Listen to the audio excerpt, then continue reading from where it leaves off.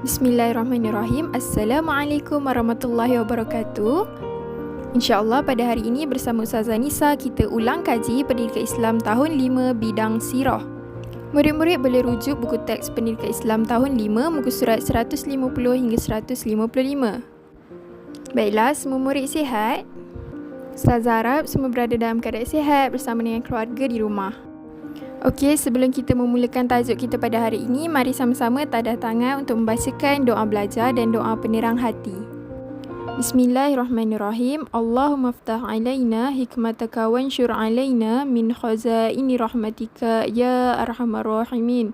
Rabbi shrah li sadri wa yassir li amri wahlul 'uqdatam min lisani yafqahu qawli. Amin amin ya rabbal alamin. Seterusnya, mari sama-sama kita perhatikan objektif pembelajaran untuk hari ini. Yang pertama, murid dapat menenaraikan kepribadian Nabi Muhammad SAW sebagai pemimpin. Yang kedua, murid dapat mengelaskan peranan Nabi Muhammad SAW sebagai pemimpin. Yang ketiga, murid dapat menjelaskan ciri-ciri kepimpinan Nabi Muhammad SAW. Baiklah, sekarang sila perhatikan petikan yang ditunjukkan. Pengertian, ruangan kosong, individu yang bertanggungjawab menerajui sesuatu organisasi. Baiklah, siapa ingat pengertian bagi petikan yang ditunjukkan? Pengertian apa ya? Pengertian pemimpin, Ustazah. Okey, betul, tepat sekali. Berikut merupakan pengertian bagi pemimpin. Baiklah, mari sama-sama kita bacakan semula. Pemimpin bermaksud individu bertanggungjawab menerajui sesuatu organisasi. Jadi apakah perkaitan pemimpin dengan tajuk kita untuk bidang sirah kali ini? Baiklah, untuk bidang sirah kali ini kita akan mempelajari tentang Nabi Muhammad SAW, pemimpin agung. Baiklah, yang pertama mari kita lihat kepribadian Nabi Muhammad SAW. Mari sama-sama ikut membaca bersama Ustazah.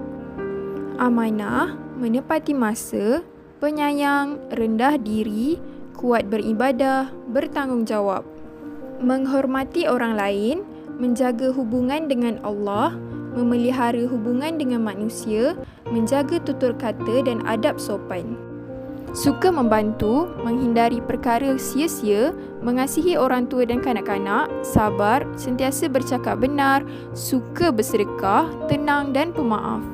Nabi Muhammad SAW sangat dikenali dengan kepribadiannya yang mulia. Baiklah, untuk aktiviti yang pertama pada hari ini, kamu diminta untuk menyiapkan live worksheet yang pertama tentang kepribadian Nabi Muhammad SAW sebagai pemimpin.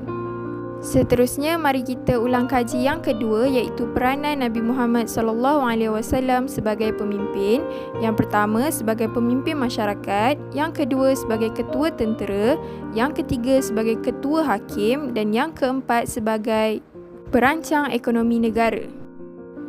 Nabi Muhammad SAW sebagai pemimpin masyarakat, menyatukan masyarakat Madinah yang berbilang agama dan kaum, menyemai sikap hormat menghormati dan toleransi dalam masyarakat, berganding bahu antara pemimpin dengan rakyat, tidak menggunakan kekerasan dan paksaan, memupuk nilai murni dalam masyarakat, menjadikan masjid pusat dakwah dan kegiatan masyarakat Islam, menjadikan setiap individu bertanggungjawab mempertahankan negara Madinah.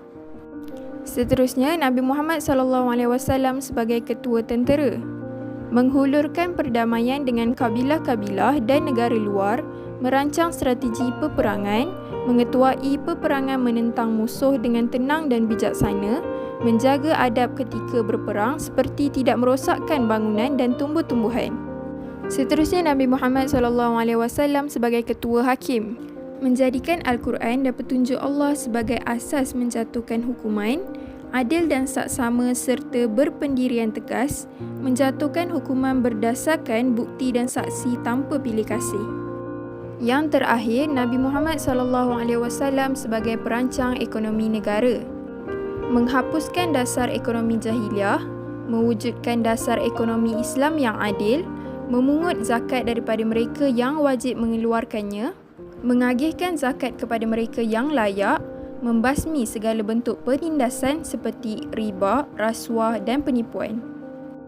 Baiklah, untuk tugasan kedua pada hari ini, sila kelaskan peranan Nabi Muhammad SAW sebagai pemimpin dalam live worksheet. Okey, mari kita lihat yang ketiga, iaitu ciri-ciri kepimpinan Nabi Muhammad SAW sebagai pemimpin unggul. Kaum musyrikin Mekah dan golongan Yahudi telah berpakat untuk menyerang Nabi Muhammad SAW dan kaum muslimin di Madinah.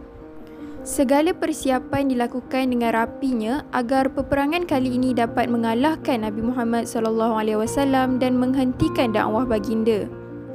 Berita ini telah sampai kepada Nabi Muhammad SAW yang sentiasa bersedia dan berwaspada terhadap pergerakan musuh Islam. Baginda bersegera mengadakan mesyuarat bagi mendengar pandangan anggota mesyuarat tentang strategi mempertahankan negara Madinah daripada serangan musuh yang sangat ramai. Sahabat Nabi Muhammad SAW yang bernama Salman Al-Farisi mencadangkan agar dibina parit yang dalam dan besar di sekeliling kota Madinah.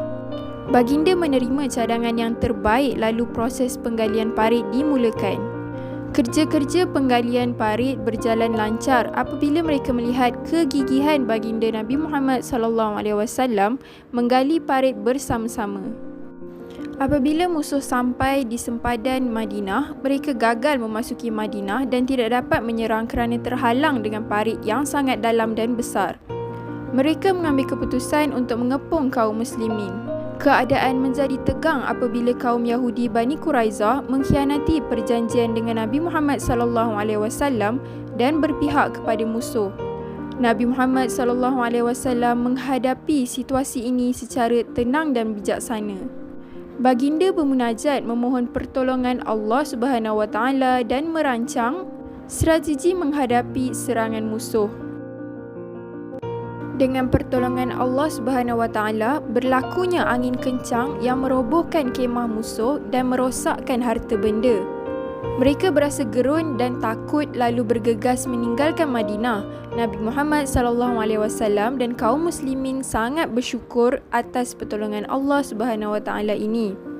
Kepungan musuh berakhir tanpa berlakunya peperangan. Nabi Muhammad SAW selaku ketua negara Madinah bertindak tegas dan adil dengan bimbingan wahyu terhadap kaum Yahudi Bani Quraizah. Mereka dikenakan hukuman setimpal atas jenayah pengkhianatan yang dilakukan oleh mereka. Baiklah murid-murid, berdasarkan kisah yang diceritakan ini, murid diminta untuk menjelaskan ciri-ciri kepimpinan Nabi Muhammad SAW sebagai pemimpin unggul. Baiklah, sampai di sini saja pembelajaran kita untuk hari ini.